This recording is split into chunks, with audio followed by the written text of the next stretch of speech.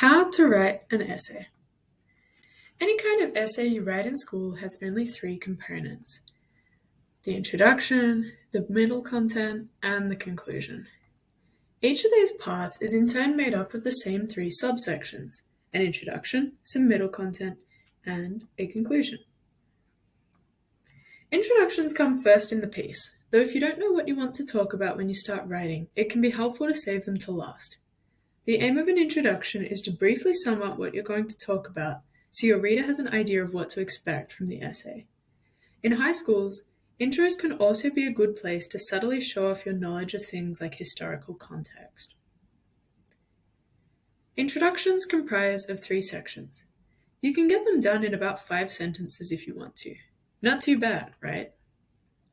Your introduction is the examiner's first taste of your writing, so while it's not determinative of your grade, try to avoid spelling or grammar mistakes or errors in textual knowledge which might automatically push you down to the 50 or 70% range. The first part of your introduction is the opener to your whole piece. There are 2 ways of writing openers: the quick way and the slightly deeper way. The quick approach involves very briefly outlining the theme, author, title, and possibly contention in just one sentence. For example, love is a central theme, or love is explored in Shakespeare's play Romeo and Juliet. The deeper approach involves 2 sentences. The first is a general introduction to the theme, linking it to the text for discussion, while the second is a more concrete introduction of your text. This second sentence is quite similar to the quick structure above. The deeper approach can be a nice way to separate yourself from other students, since many people launch right away into the quick approach and it can become a little bit repetitive. After we've set the scene for our introduction, now we need to summarize our 3 main arguments. List out the 3 key ideas you will talk about in your piece in order. Try to keep them as clear and simple as possible. In fact, the best essays are those which are simply written and easy to understand. Don't be fooled by the fancy vocabulary. Generally, 1 very clear sentence per idea works best. Once you've finished setting up your main arguments, you now need to close the introduction. The best way to do this is ask yourself this question: what is the author trying to say about this theme, based on how they've written this book?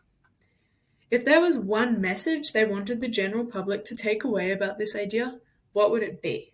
The answer to this question is your concluding sentence. But this is all kind of general, so let's have a look at an example. This introduction is very simple. It consists of 6 sentences, each of which has a particular function, corresponding exactly to those 3 subsections we mentioned earlier: the start, the middle, and the conclusion. Whether it is better to progress with haste or care has been explored in texts across the world for centuries, so this is that first introductory section of the deeper approach to starting an introduction. Then we have the more specific sentence. In Aesop's fable, The Tortoise and the Hare, the ancient Greek storyteller argues that consistency can often win out over speed, despite how unlikely this may seem at the start. And now we have our 3 main ideas. 1. Haste can sometimes appear the best course of action, since it leads to immediate results. However, these fast results can sometimes cause complacency, thus revealing the negative consequences of speed. That's 2. And number 3, on the other hand, consistency is lauded as a positive option, which allows for slow but steady results. And then we have our closing sentence, our message from the author. Ultimately, Aesop encourages people to focus on small but sustainable steps as opposed to rushing.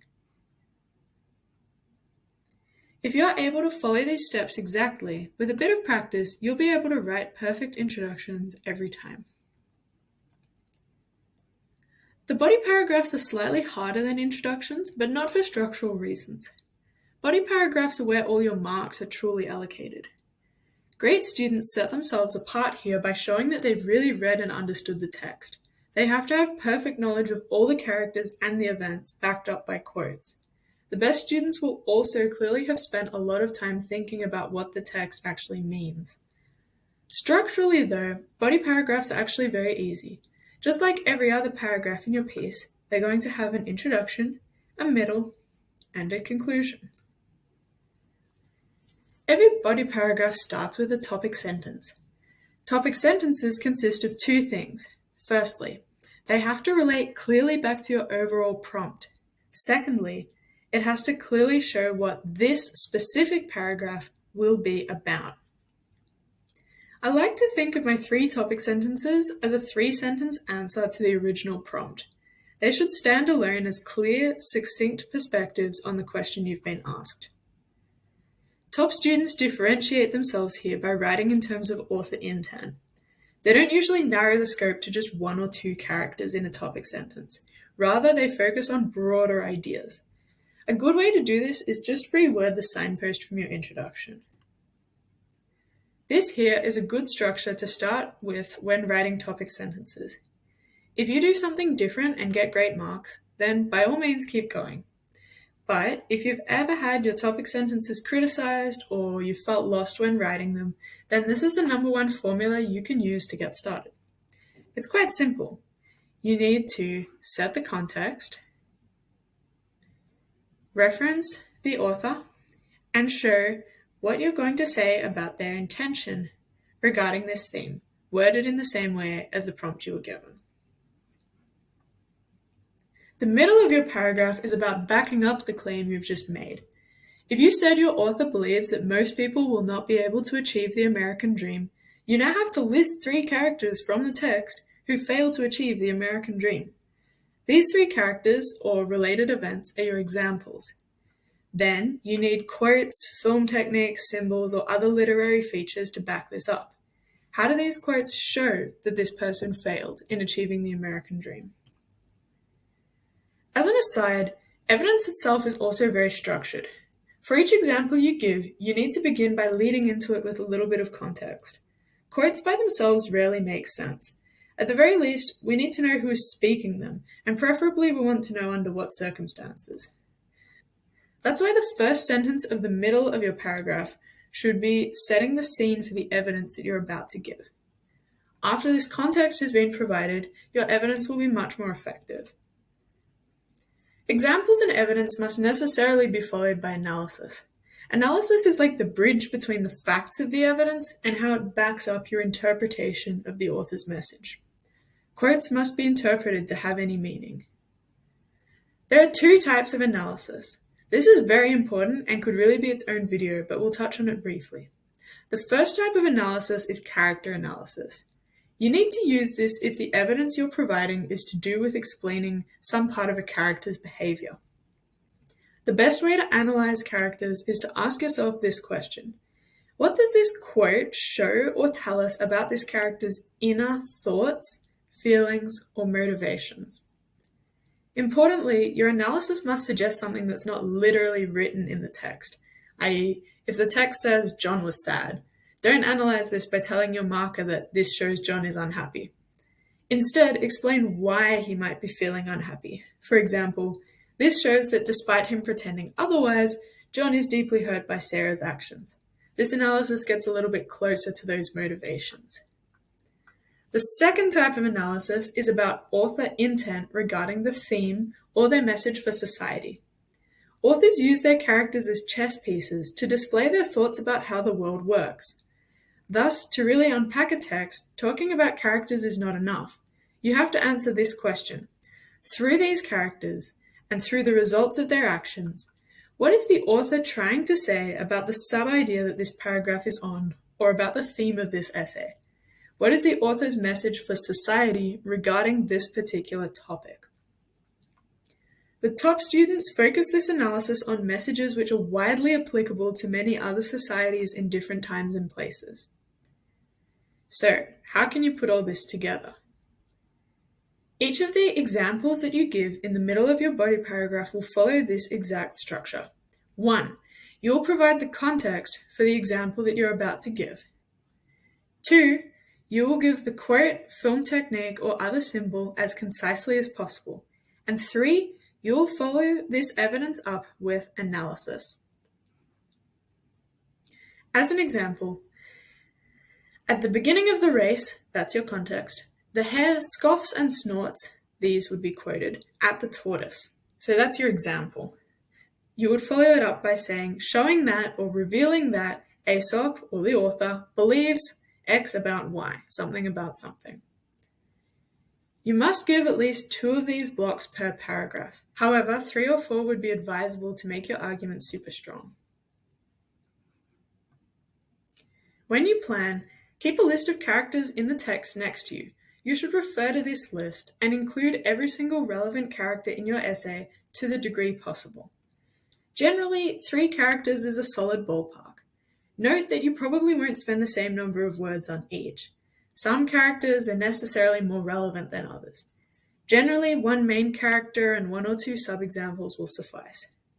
If you can really only find 1 character, at the very least, take evidence from different parts of the text, so the beginning and also the ending, rather than just one spot.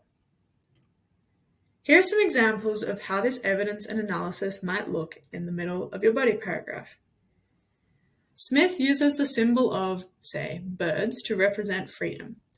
When Charlie sees the birds flying away and tries to shoot them down, this represents the death of his dreams. You can exchange anything in the brackets for the content and analysis relevant to your text. Or, at the start of the text, the speedy hare is sure that he'll win because he is able to run so fast. Indeed, when the two set off, the hare is far, far ahead within the first few seconds. This shows how speed can be very advantageous, particularly in the early days of a process. So we have our examples with quotes at the start, and then a little bit of analysis of what Aesop might be showing, before we go on to do our full author analysis on message for society and culture. Although Aesop was writing for an ancient Greek audience, his message about taking things slow and steady still rings true for a 21st century Australian audience. This example follows the earlier structure, so it's relevant regardless of whether or not you're writing on station 11. We have a sentence setting the context at the start. Miranda is a private character whose work, station 11, ends up affecting many future characters. We have a sentence explaining the example, embedded with as many relevant quotes as possible. Although Miranda, quote about her being shy or not wanting to associate with people at Arthur's dinner parties, her graphic novel eventually goes on to influence many characters such as, and you can list who they are. Kirsten, for example, says, and you could put a quote about how the text impacted her. You can kind of think of this example writing as replacing your words explaining the situation with those of the author, those your quotes, in a way to make your evidence super concise. Then, this is followed with character analysis. What do we learn about Miranda's personal motivations? Miranda's shyness and desire not to publish her work show that for her, Station 11 was more of a private escape than a desire for fame. And finally, we have the author analysis, the message for the rest of the world on this theme.